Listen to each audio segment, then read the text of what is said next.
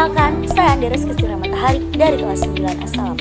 Di sini saya akan meresensikan sebuah buku yang berjudul B.J. Habibie, sebuah biografi karya Fatimah Firdaus.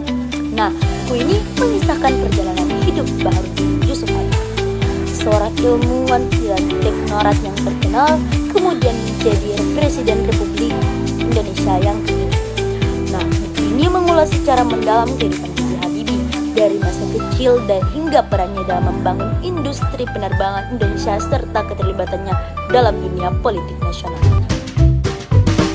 Nah, kita mulai dari kisah kehidupan B.J. Habibie.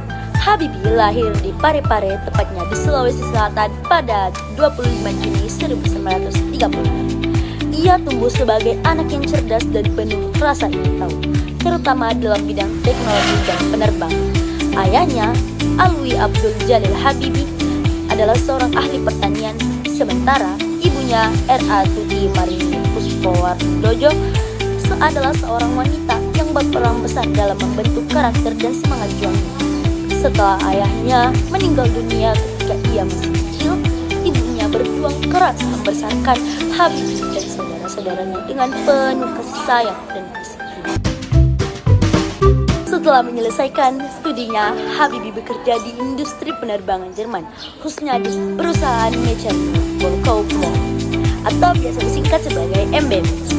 Ia berhasil mengembangkan teori crack propulsion yang berkontribusi besar dalam teknologi penerbangan modern. Teori ini sangat penting dalam dunia penerbangan karena dapat meningkatkan keamanan pesawat terbang dengan cara mencegah kerusakan akibat retakan pada struktur pesawat.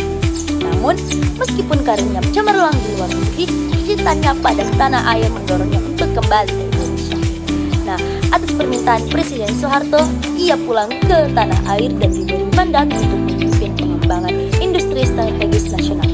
Nah, khususnya dalam sektor teknologi penerbangan, ia menjadi tokoh utama dalam proyek pesawat terbang nasional melalui PT Industri Pesawat Terbang Nusantara atau biasa disingkat sebagai IPTN, yang kemudian dikenal sebagai PT Dirgantara Indonesia. Keberhasilan menciptakan pesawat N250 Gatot Kaca menjadi simbol kemajuan teknologi bangsa Indonesia. Pesawat ini dirancang sebagai bukti bahwa Indonesia mampu memproduksi pesawat sendiri tanpa harus bergantung dari teknologi asing. Perjalanan politik Habibie dimulai ketika ia diangkat sebagai Menteri Negara Riset dan Teknologi selama beberapa dekade. Dalam perannya, ia berusaha mempercepat pembangunan sektor teknologi di Indonesia dan mendorong generasi muda untuk mencintai sains dan teknologi pada tahun 1990. Di tengah-tengah krisis politik dan ekonomi yang melanda Indonesia, ia diangkat sebagai wakil presiden oleh Soeharto. Tak lama kemudian, Soeharto mengundurkan diri akibat tekanan reformasi dan Habibie mengambil alih tampuk kepemimpinan sebagai Presiden Republik Indonesia ketiga. Selama masa pemerintahannya, Habibie menghadapi berbagai tantangan, termasuk transisi demokrasi, stabilisasi ekonomi, referendum Timur Timur yang akhirnya berujung pada kemerdekaan wilayah tersebut.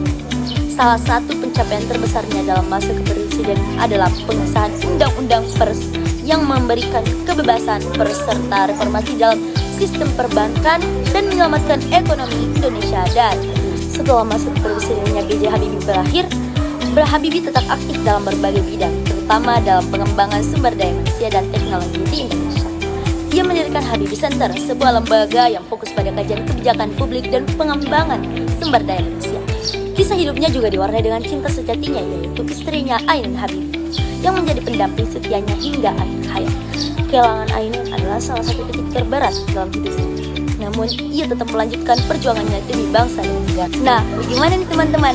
Buku ini sangat memberikan gambaran lengkap tentang perjalanan hidup Habibie, baik secara ilmuwan, baik secara teknokrat, maupun pemimpin bangsa. Dengan gaya penulis yang menarik dan penuh inspirasi, buku ini tidak hanya menyajikan fakta sejarah, tetapi juga mengajarkan nilai-nilai perjuangan. Nyata bahwa dengan keilmuan, keras dan semangat pantang menyerah, seseorang bisa membawa perusahaan besar lagi, perubahan besar bagi bangsa. Bagi pembaca yang ingin memahami lebih dalam tentang sosok B.J. Habibie, Buku ini merupakan referensi yang sangat berharga, tidak hanya untuk mereka yang tertarik pada sejarah dan politik, tetapi juga bagi mereka yang ingin belajar tentang kepemimpinan, inovasi, dan pengabdian tanpa batas kepada tanah air. Mungkin cukup sekian dari resensi saya pada hari ini. Mohon maaf bila ada salah kata. Wassalamualaikum warahmatullahi wabarakatuh.